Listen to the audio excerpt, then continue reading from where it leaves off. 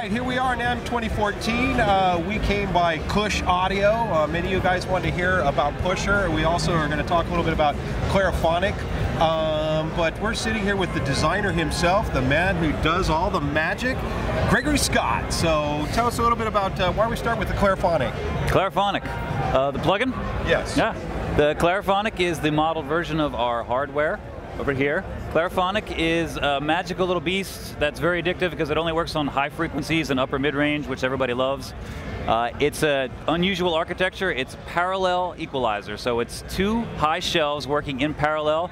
Most of the time, what you're hearing with the plugin or the hardware is your dry signal coming in and going out at unity gain, and then you blend in the filtered signals in parallel. So all it does is add high frequencies and it kind of wraps them around your dry signal.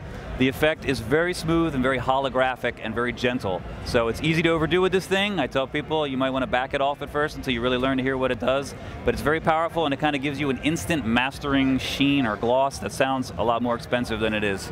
Now, let me ask you the plugin AU and VST. It's out audio units in VST 32 and 64-bit. It's out for RTAS, and then we are about to undertake putting it into AAX in the 64-bit native and DSP.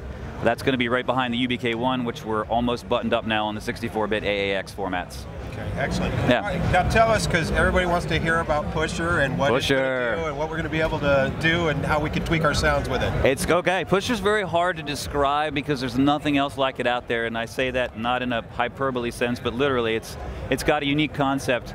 It's the flip side of the coin of the UBK1. The UBK1 was all about weird, interesting forms of movement with compression and one kind of saturation. The Pusher is all about all kinds of interesting, weird saturations and distortions and one amazing compressor. So what I did is I started off and I modeled up one magnetic field. The first one here, this has primarily second order harmonics. And once we modeled it up, I found that much like with compression in the plugin, you could keep pushing it farther and farther than you can in analog, and very strange, wonderful things start to happen in that space.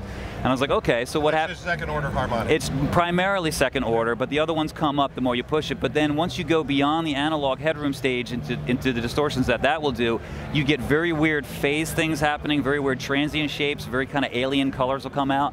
So I was like, okay, if we change the harmonic structure to primarily third, what happens? And even more weird, unusual things happen with that. So I ended up modeling 4 fields, primarily second, primarily third order harmonics, third and fifth, and second and fourth. And then we made them all interactive, kind of chaotically. So when you juice up one harmonic field, the others will respond. And what happens is you can sort of paint these very intricate, complex, customized harmonic series and structures that also mess with your phase and your transients in very beautiful ways.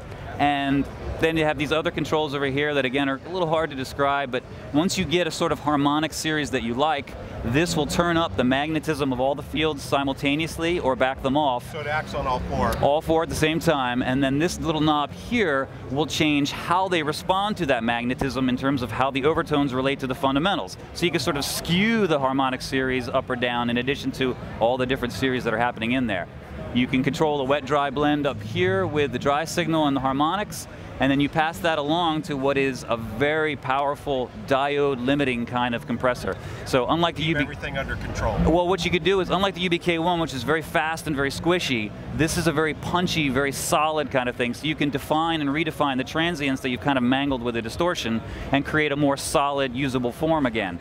And then you have another wet-dry control over there and passes it along to the output knob on the right side, and that's the end of it. Something being this interesting, crazy, and new, source audio, I mean, is this made for any kind of source audio? Or is it just like, get out there and experiment? Yeah, all of the above. I mean, I have yet to find something that it doesn't work on. It's phenomenal for bass, for synth bass, for anything in electronic music or acoustic music, just because you can really bring a different form of life to things that might be samples or loops, and then organic sounds that are recorded straight to digital where you don't get the benefits of tape or whatnot. You can begin to inject the kind of colors that we've taken for granted with analog. Or you can go beyond. Sound designers, my beta testers who are sound designers are loving this thing because you can start to really get into some kind of alien shapes there with what you're doing. Well, tell us a little bit about price points on the plugins and when Pusher may be seeing the light of day. All the plugins are $149 each. Everything comes with a 10-day demo that you can activate, and that's off your website? Yes, sir. Okay.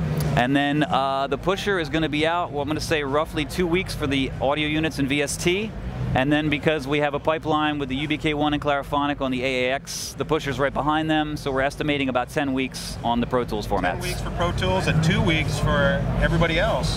So anyway, that sounds great. Gregory, thank you so much for sitting here and talking to us. Thank you, sir. We look forward to it, and that's NAMM 2014. It's almost over. Anyway, take care.